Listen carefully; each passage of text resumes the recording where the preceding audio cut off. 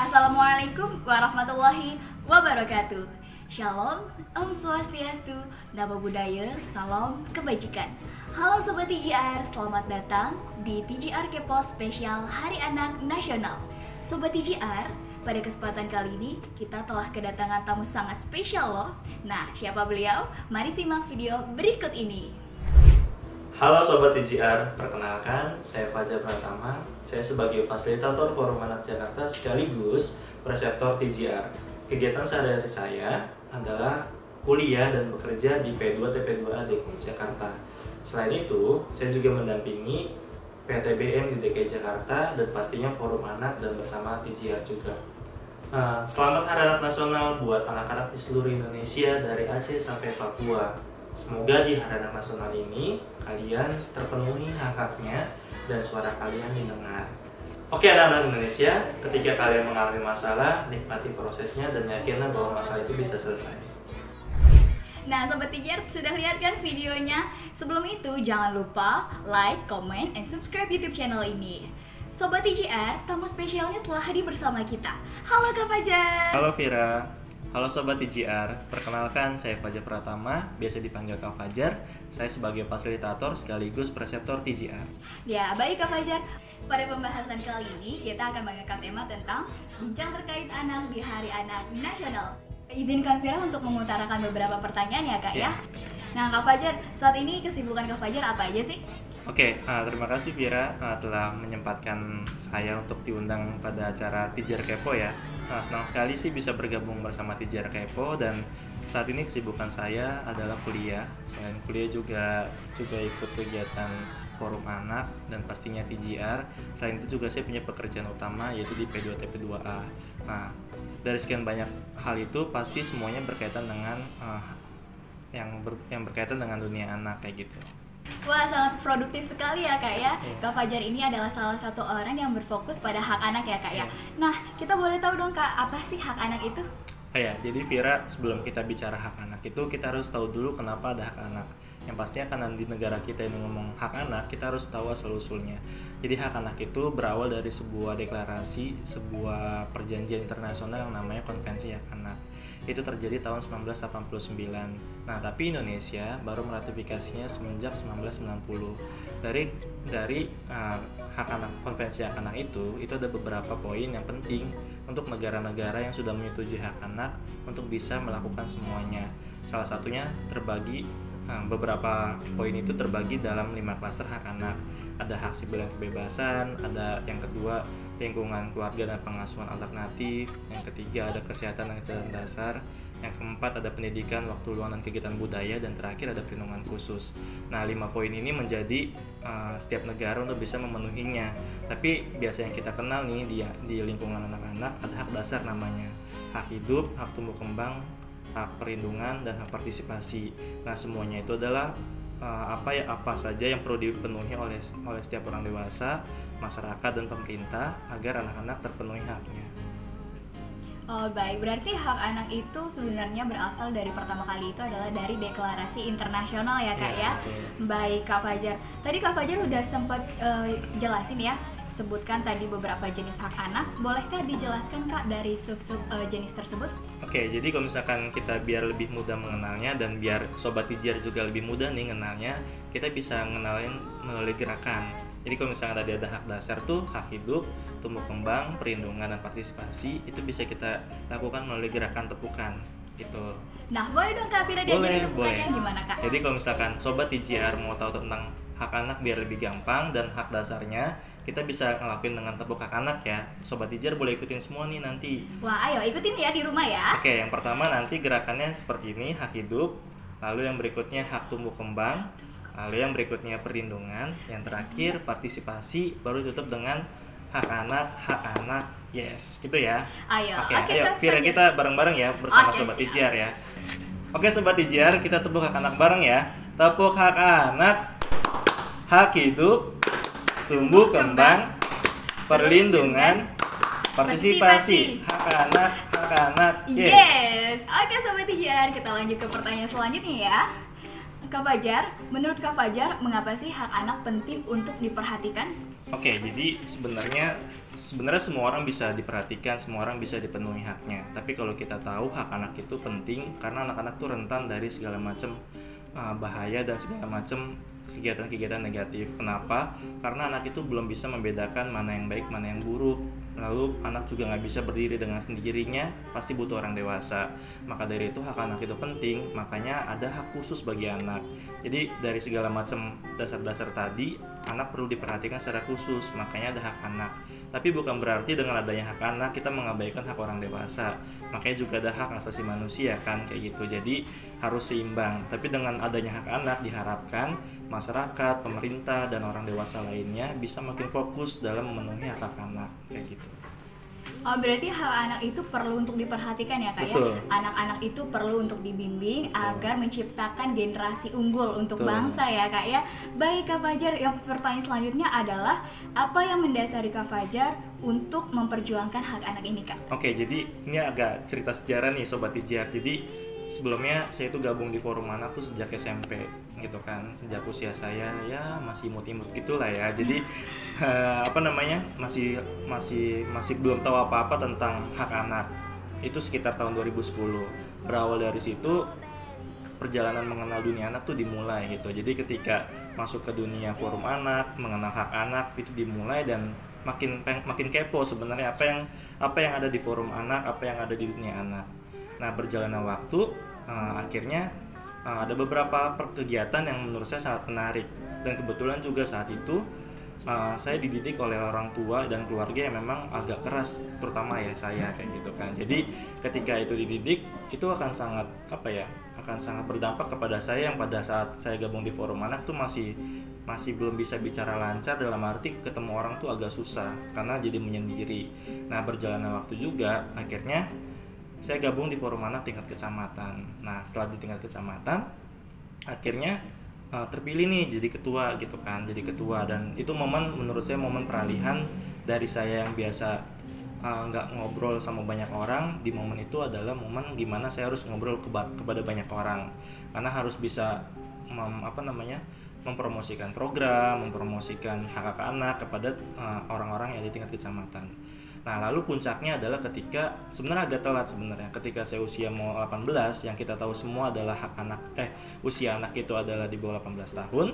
Jadi disitulah momen peralihannya, ketika saya tahu hak anak itu apa dan udah ngelakuin banyak hal terkait perlindungan anak. Akhirnya saya benar-benar kayaknya hati saya ada di sini gitu kan. Nah, disitulah saya banyak belajar dari orang-orang sekitar dan pastinya dari lingkungan. Kebetulan saya tinggal di Cilincing, yang itu mengajarkan banyak hal bagi saya untuk bisa tetap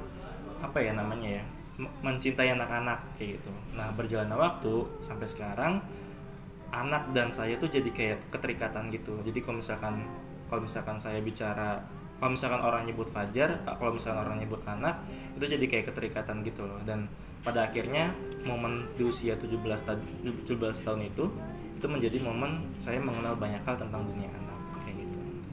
Jadi Kak Fajar itu sudah mulai memfokusi hak anak itu mulai sejak SMP ya? Iya, sejak itu SMP. baru mengenali aja. Betul, ya Kak ya, melalui Forum Anak ya Kak ya. Berarti ya. Forum Anak juga bisa mengembangkan diri kita ya Kak ya. Iya. Nah, boleh dong dikasih tahu kepada Sobat TJR gimana sih caranya untuk daftar ke Forum Anak? Oke, buat Sobat TJR yang pastinya masih usia anak, nah Sobat TJR harus pahami nih bahwa usia anak itu berada di bawah 18 tahun termasuk bayi dalam kandungan. Artinya semua anak yang tadi itu dan biasanya usia yang minimal ada 12 tahun, Sobat TJR bisa gabung nih di Forum Anak. Bisa nanti buka di media sosialnya, cari Forum Anak yang pengen dicari, lalu bisa langsung hubungi adminnya kayak gitu. Atau bisa datang langsung ke kelurahan dan bisa tanya bahwa ada Forum Anaknya atau enggak. Nanti bisa langsung gabung dan bisa langsung ikut kegiatannya kayak gitu, Vira.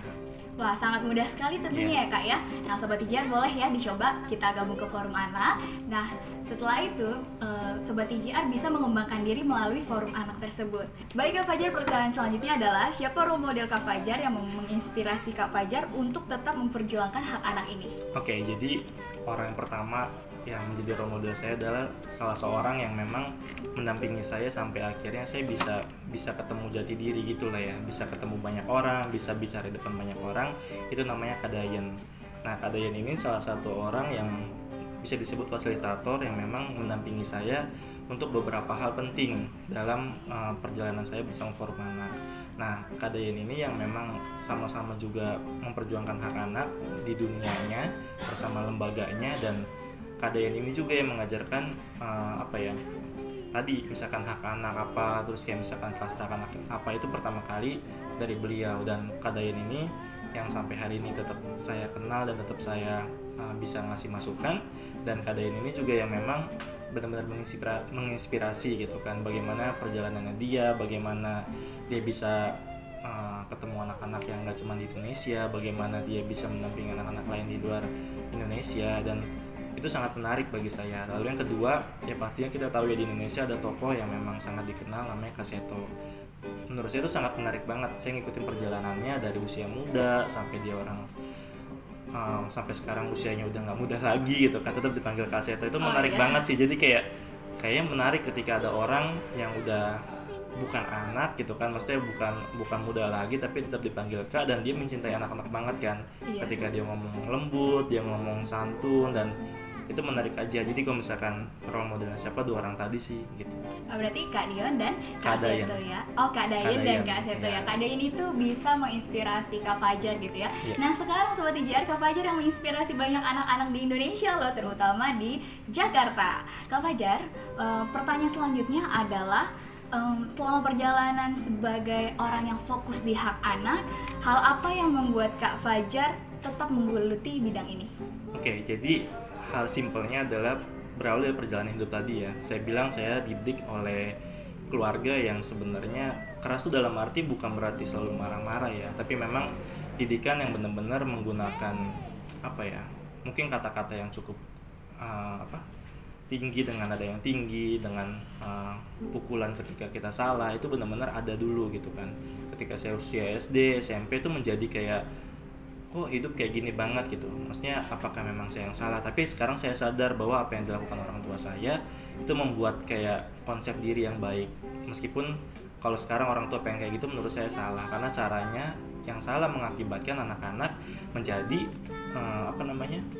pendiam, menjadi pemurung. Itu saya alami ketika usia SD SMP. Tapi beranjak SMA ketika ketemu Forum Anak, semua hal itu jadi kayak berubah gitu loh. Jadi kayak saya harus berpikir ulang, apa iya ya gue harus selalu marah dengan ayah atau ibu karena marah-marahin saya gitu. Akhirnya sekarang saya punya konsep bahwa sekarang cukup saya yang dimarahin. Saya punya adik dua laki-laki, dan ketika saya udah tahu dan orang tua saya tahu apa yang benarnya, itu nggak boleh terjadi lagi. Nah, lalu yang kedua adalah kenapa saya tetap berada dalam dunia anak. Menurut saya ini bentuk kayak menanam gitu loh. Kalau misalnya kita siram pohonan kan kayak akan tumbuhnya nanti kan. Nah, menurut saya konsepnya hampir sama seperti itu.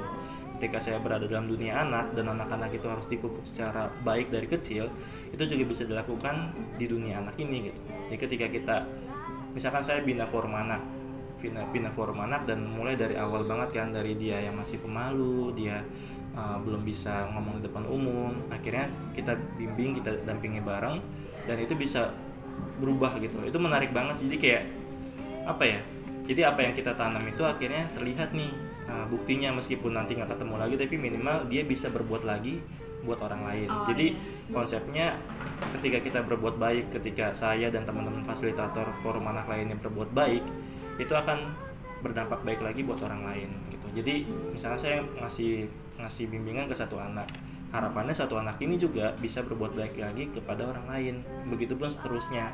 Jadi harapannya itu akan terus berlanjut tanpa henti gitu loh. Makanya saya sangat senang di dunia anak, karena kan anak-anak kan sangat mudah sebenarnya dipengaruhi. Maka dari itu ketika kita bicara ke anak tuh harus benar-benar dengan kata-kata yang baik. Ketika kita kata-kata yang baik pasti dia akan menuruti kan.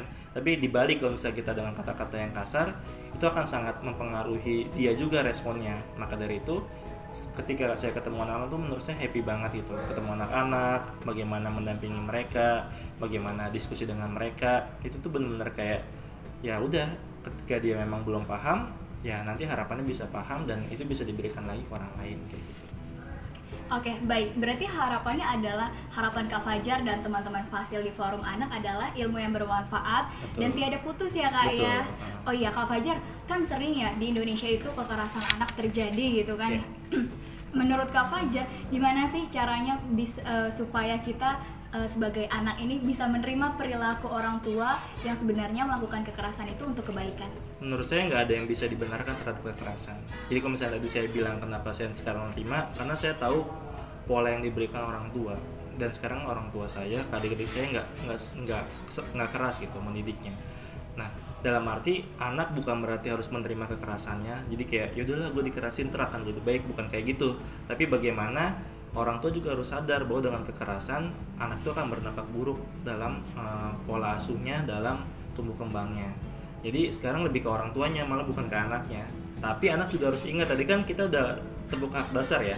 Tapi anak harus ingat bahwa kita punya kewajiban, bahwa harus ingat kewajibannya. Jadi jangan kayak di berita-berita gitu kan, ada anak yang udah dikasih bantuan oleh pemerintah, tapi dia malah bolos sekolah, malah dia tawuran. Itu sebenarnya nggak sejalan. Jadi tugasnya anak harus paham hak dan kewajibannya, dan tugasnya orang tua juga harus paham hak dan kewajibannya. Ketika itu udah seimbang, saya yakin kekerasan di Indonesia atau bahkan di dunia ini bisa makin berkurang gitu.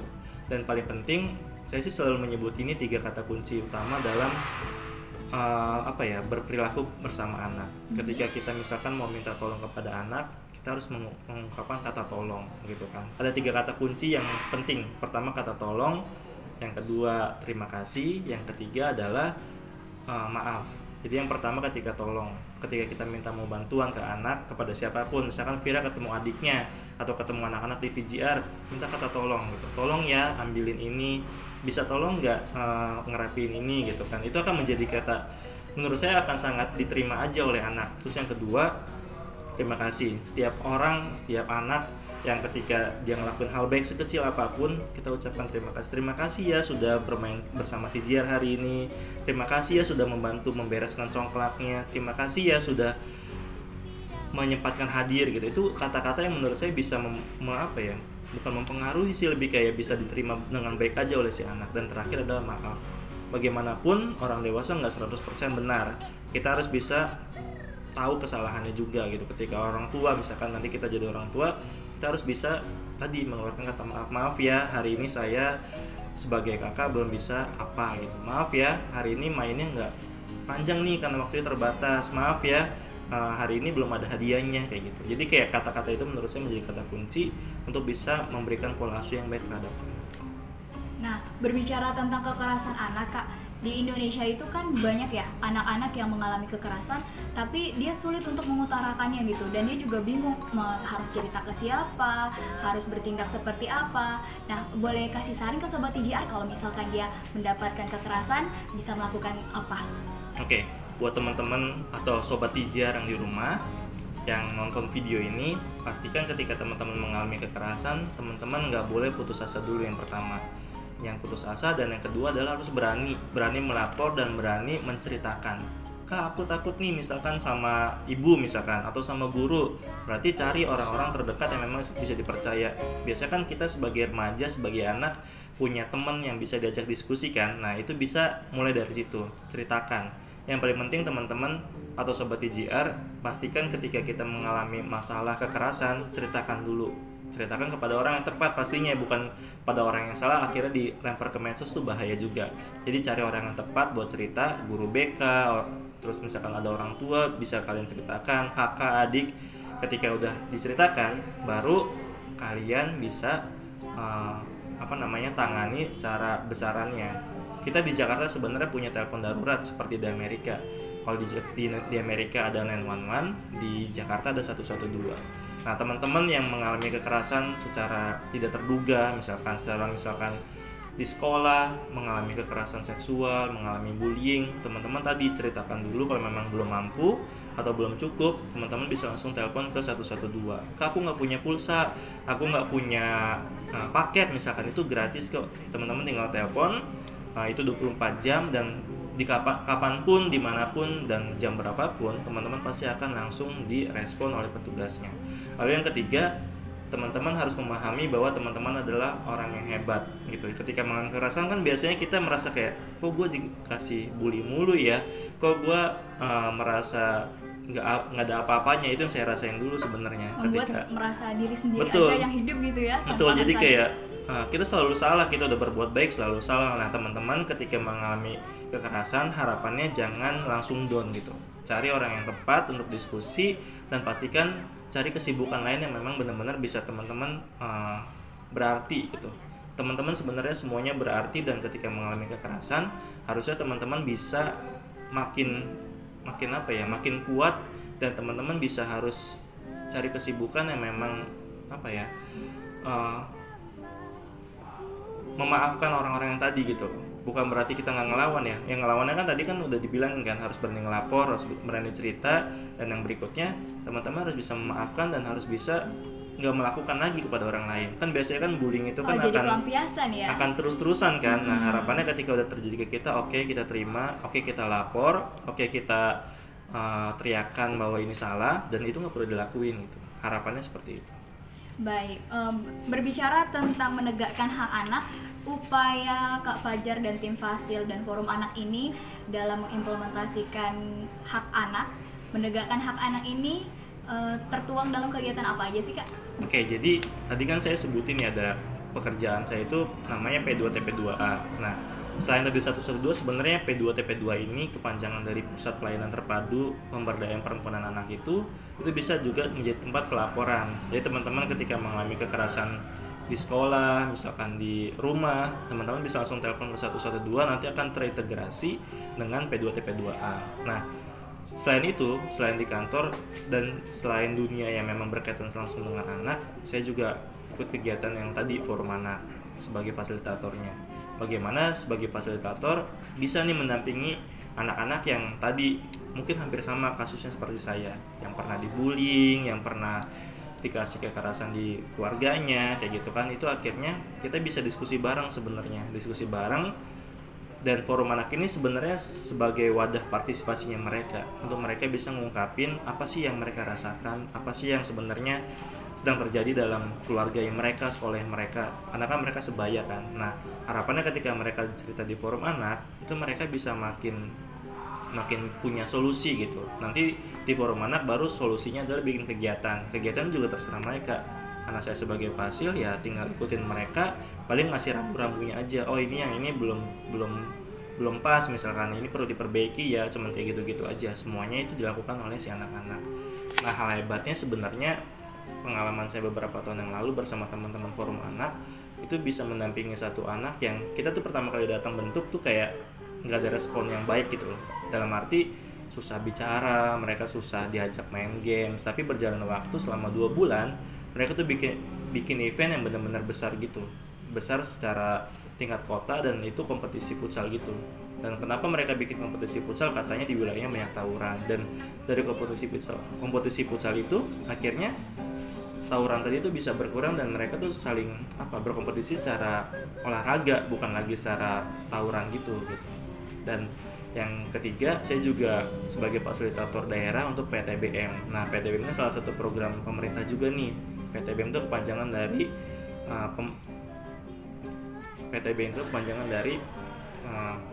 saya lupa ya. Oke, jadi PTBM itu adalah PATBM, Perlindungan Anak Terpadu Berbasis Masyarakat. Oke. Jadi PTBM itu adalah Perlindungan Anak Terpadu Berbasis Masyarakat. Nah, itu orang-orang di dalamnya adalah orang masyarakat yang memang punya hati untuk bisa melindungi anak-anak. Nah, jadi saya mendampingi mereka, dan itu banyak cerita menarik sih. Jadi mereka tuh nggak digaji sama sekali, nggak dikasih uang pemerintah, tapi mereka bisa membuat sebuah mekanisme yang baik di lingkungannya. Ketika ada kasus tuh mereka cepat merespon dan cepat tertangani. Ketika mereka ada kasus, mereka bisa mencegahnya, dan sebelum ada kasus tuh mereka benar-benar bisa saling kolaborasi dengan lembaga-lembaga di wilayahnya gitu. Nah, itu hal-hal tadi sih yang sebenarnya itu juga jadi kayak rutinitas saya, dan nggak ada kegiatan khusus yang sebenarnya yang dilakukan gitu, karena semuanya berjalan secara alami aja, karena udah memang nyemplung langsung di dunia anak-anak. Dan ketika ketemu, pasti kita ketemu teman yang memang sama nih, misalnya dia juga suka ini, termasuk dengan TGR kan. Ketika saya pertama kali ketemu TGR ya karena sama-sama klub, isunya tentang hak anak, terus nyambung, ya udah berjalan kayak gitu. Baik, berarti program-programnya itu memang menonjolkan banget ya Kak hak anaknya. Tadi kan Kak Fajar bilang ya kalau di masyarakat itu ada orang tua yang memang sudah sadar gitu akan kekerasan anak. Nah, kalau bicara keseluruhan nih Kak, kan nggak semuanya ya itu orang tua sadar bahwa anak itu mempunyai hak yang tidak boleh diganggu gugat gitu. Gimana sih Kak cara kita mengedukasi orang tua supaya melakukan kewajibannya tidak sampai melampaui batasnya gitu Kak? Oke, jadi sebenarnya buat orang tua di Jakarta, di Indonesia, memang apalagi sekarang ya tantangannya berat banget. Saya tuh merasakan gimana jadi orang tua sebenarnya, meskipun belum jadi orang tua ya. Jadi ketika zamannya digital, orang tua yang belum semuanya melek digital tuh pasti akan sangat sulit bagaimana mengenal apa yang dilakukan anak melalui handphonenya, melalui gadgetnya. Itu yang pertama, itu jadi tantangan orang tua. Yang kedua, gimana orang tua memahami si anaknya ketika dia tuh jarang komunikasi gitu. Jadi menurut saya saat ini yang perlu dilakukan orang tua adalah bagaimana berkomunikasi dulu secara baik kepada anaknya. Jangan anak-anaknya diam di kamar tuh dianggap biasa aja dan itu baik-baik aja.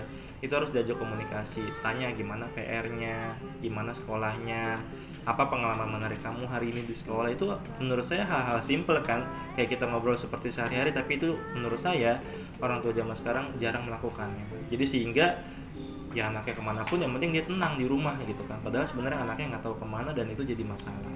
Jadi orang tua yang sekarang di rumah itu perlu melakukan namanya pola asuh yang baik buat si anaknya. Memang berat, tapi pastikan ketika anak bisa berdaya dan dia bisa bernafas buat masa depannya, dan ingat anak itu titipan Tuhan. Jangan sampai kita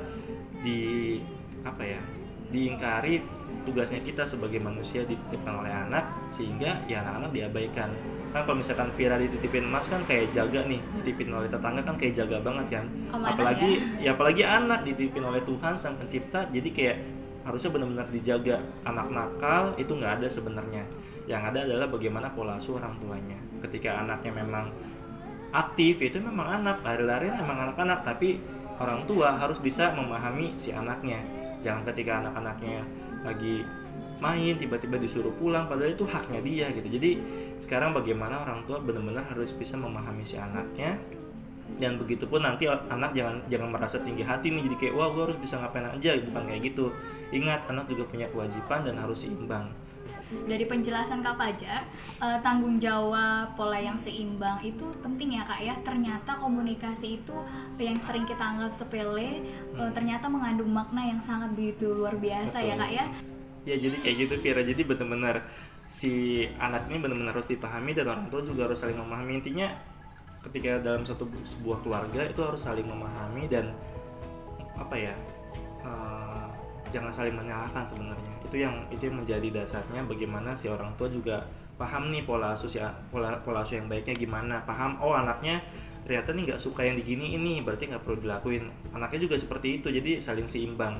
Tapi biasanya ketika komunikasi yang diawali dengan baik itu bisa menjadi hal yang baik juga buat si anak dan orang tuanya kayak gitu. Berarti dalam membentuk sikap dan kepribadian anak-anak bermula dari keluarga ya. Betul. Kak ya. Jadi ada kan maksudnya beberapa hal yang perlu kita lakukan di keluarga kan, sehingga ketika ada isu perlindungan anak, isu kekerasan itu harus benar-benar dicegahnya dari keluarga. Gimana ketika anaknya pulang malam, sekolah kok nggak pulang-pulang, itu harus jadi kayak kekhawatiran tersendiri buat orang tua biar nggak terjadi apa-apa. Kan banyak kasus kekerasan yang sebenarnya ada dalam lingkungan dekatnya dia, dan karena itu tadi nggak dimulai dari keluarganya. Jadi benar-benar keluarga ini menjadi intinya. Bagaimana keluarga yang kuat, keluarga yang maju, keluarga yang sejahtera tuh berawal dari tadi komunikasi dan pola asuh yang baik di keluarga.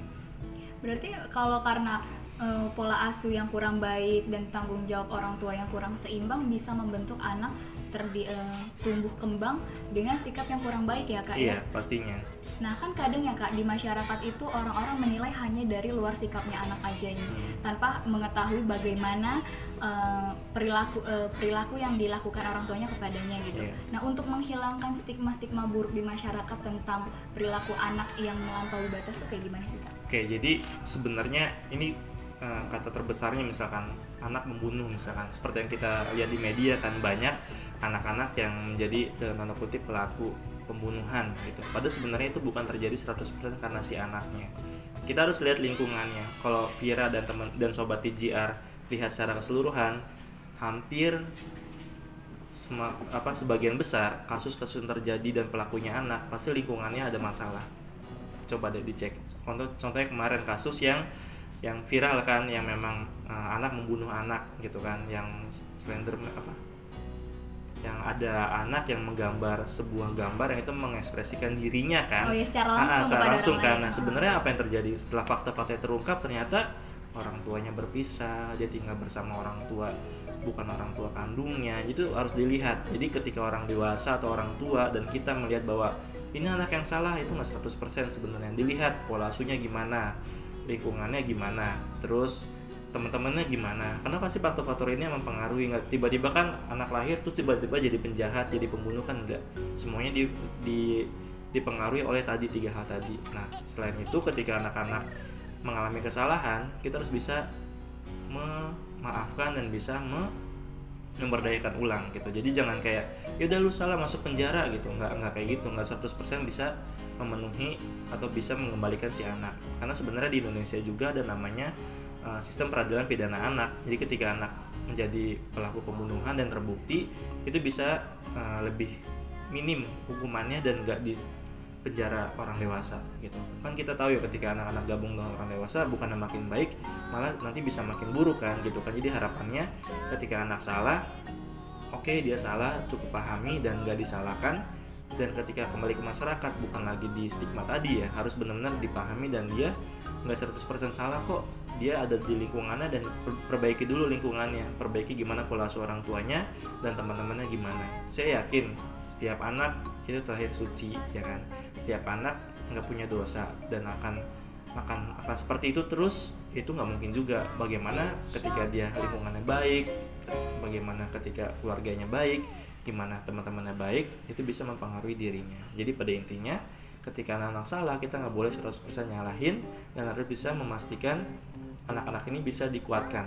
Kan ketika misalkan viral kan, ketika salah, lu salah sih, lu gimana sih gitu kan, padahal cuma kesalahan kecil, Itu malah bikin jatuh banget makin ya. jatuh banget. Apalagi kan anak-anak kan kayak, gue udah berusaha loh jadi MC misalkan, gue udah berusaha loh jadi apa ya, jadi narasumber loh buat kegiatan ini loh, gue udah berusaha loh berbuat baik kepada orang tua, kenapa harus disalahin ya gitu.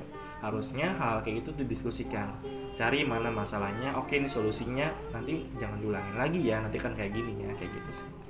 Nah Sobat TJR, pesan terpenting dari Kak Fajar adalah kita tidak boleh menilai tingkah laku anak hanya dari luarnya saja ya. Jadi kita harus memperhatikan beberapa aspek di belakang kehidupannya. Oke, baik Kak Fajar. Nah berbicara tentang TJR, tadi Kak Fajar bilang kan ya, pas ketemu dengan TJR, Kak Fajar mulai srek gitu ya, karena TJR ini menjunjung tinggi hak anak dalam bermain. Betul. Gitu. Nah, pengaruh hak bermain dalam kehidupan anak itu apa sih Kak? Oke, jadi secara simpelnya TJR ini kan bagaimana membuka ruang ya kepada orang tua, kepada anak-anak bahwa ini loh permainan tradisional gitu. Dan ternyata selain terhadap budayanya, terhadap permainan tradisionalnya, itu juga bisa berdampak kepada pola asuh si anaknya. Kita bisa bandingin ketika anak-anak dikasih gadget dan ketika dikasih permainan tradisional. Jika sama-sama kecanduan, pada akhirnya tuh anak-anak akan lebih hilang waktu terhadap gadget kan. Tapi ketika dia bermain permainan tradisional, dia bisa berbagi waktu dengan yang lainnya. Dan yang paling penting, permainan tradisional tuh mengajarkan banyak hal kan terhadap dirinya si anak. Ketika dia bermain congklak, dia bisa memahami bahwa oh ya ada 7 lubang congklak gitu kan. Oh ternyata mengajarkan jumlah hari selama seminggu. Oh iya ternyata dalam menaruh biji congklak tuh harus jujur ya. Ini mengajarkan kita nggak jujur, nggak boleh korupsi segala macam. Hal-hal kayak gitu yang sebenarnya bisa berdampak baik buat si anak. Lalu bagaimana hak bermainnya? Kita ingat bahwa anak-anak itu punya ruang untuk bermain, nggak cuma belajar, nggak cuma bantu orang tua. Sisihkan waktunya sedikit, karena dia kan kalau misalnya kita hitung selama seharian kan udah penuh ya, belajar dari pagi sampai sore. Jenuh banget. Iya, udah sore disuruh les lagi, suruh ngaji, terus hak bermainnya dia di mana gitu. Jadi minimal si TJR ini menjadi ruang kesempatan buat orang tua, pilihan, opsi yang memang ini loh ada TJR. Biarkanlah anak-anaknya bermain bersama TJR, punya alat-alat permainannya dan itu bisa dilakukan di rumah juga kan, kayak gitu kan. Jadi semuanya bisa saling berkaitan. Yang paling penting pola asuhnya bisa makin baik terhadap dirinya si anak karena udah bisa dikasih haknya untuk bermain gitu kan. Kan kita lihat fakta-faktanya kan banyak anak yang bermain sih tapi menggunakan gadget akhirnya berdampak nggak baik terhadap dirinya gitu kan. misalkan kalau kita ngeliat anak-anak main game gitu, sebenarnya ada kompetisi game segala macam bagus, tapi ketika usianya belum sampai sana, dia harus bisa memilah dulu kan mana yang baik dan mana yang buruk kan. Itu yang akhirnya ketika ngedampingin orang tua itu bisa menjadi gagal, dan ya anak-anak ngelakuin secara berlebihan dan gak baik buat dirinya gitu kan. Nah ketika ada permainan tradisional, ada TGR, itu bisa menjadi opsi sih menurut saya, yang memang orang tua bisa mengajarkan anaknya dengan cara yang lebih baik kayak gitu. Jadi untuk orang tua juga nggak boleh ya kayak nuntut untuk selalu belajar dan belajar saja, karena anak itu butuh refreshing ya kak ya. Karena kan kita juga jenuh kalau selalu diperlihatkan dengan persoalan-persoalan, entah itu pelajaran atau apa ya kak ya. Baik Kak Fajar, sebelum mengakhiri perbincangan kita, pertanyaan terakhirnya adalah terkait Hari Anak Nasional, apa pesan yang ingin Kak Fajar sampaikan? Oke, jadi buat anak-anak di rumah, buat sobat TGR, buat orang tua yang memang sedang menonton video ini, pesan saya adalah bagaimana kita harus tadi ya, 3 kata kunci tadi sih harus bisa dilakukan di dalam keluarga gitu kan, secara kecil dulu. Lalu yang kedua, di Hari Anak Nasional ini saya berharap anak-anak tuh bisa makin sadar terhadap kewajibannya, dan pastinya orang tua juga sadar terhadap kewajibannya untuk memenuhi hak anak. Yang ketiga adalah bagaimana pemerintah makin giat lagi nih. Sekarang kita udah lihat ya, pemerintah Indonesia udah banyak ngelakuin banyak hal terhadap perlindungan anak, terhadap hak-hak anak. Harapannya ke depan dan di tahun 2020 ini menjadi momen bagaimana setiap hak anak bisa dipenuhi, dan pastinya semua orang terlibat. Ketika semua orang terlibat dari kecil sampai besar berkolaborasi untuk memenuhi hak anak, itu bisa membuat si hak anak ini tetap terjaga, tetap terpenuhi gitu. Jadi poin-poin tadi sih menjadi harapannya saya. Dan terakhir, pastinya TGR dan lembaga-lembaga yang lain memang fokus terhadap anak tuh harus tetap berkolaborasi, tetap harus fokus bahwa ini penting gitu. Jangan sampai kayak di tengah jalan ketika ada tantangan segala macam menjadi masalah gitu kan. Ini penting dan harus tetap pada dunia ini, dan pada akhirnya yang kita bahagiakan bukan diri kita sendiri karena bermain, bukan hanya kita ngasih ke orang tuanya, tapi juga yang paling penting ke anak-anaknya. Dan ketika anak-anak dewasa, harapannya dia punya punya hal menarik yang memang dia dirasakan sejak kecil gitu. Jadi ketika dia dewasa, menjadi cerita yang menarik aja. Oh iya, dulu pernah bermain ya, dulu pernah dapat ini ya. Jadi ketika dia dewasa, dia punya pengalaman menarik, dan itu bisa memotivasi dia ke depannya kayak gitu. Berarti untuk menjunjung tinggi hak anak bukan hanya sikap orang tua dan anaknya aja ya yang dibutuhkan, tapi harus juga peran pemerintah ya. Betul, yang tadi yang turut serta menjunjung tinggi hak anak. Baik Kak Fajar, terima kasih telah bersedia menjadi narasumber pada kesempatan kali ini. Tentunya ilmu yang Kak Fajar berikan sangat bermanfaat untuk Vira dan juga Sobat TGR di rumah. Nah Sobat TGR, tak terasa kita sudah berada di penghujung waktu. Sobat TGR, dengan ini video Vira akhiri. Terima kasih. Wassalamualaikum warahmatullahi wabarakatuh. Kak Fajar tahu nggak tagline TGR? Tahu dong. Oke. Lupakan gadgetmu, ayo main di rumah. Dadah.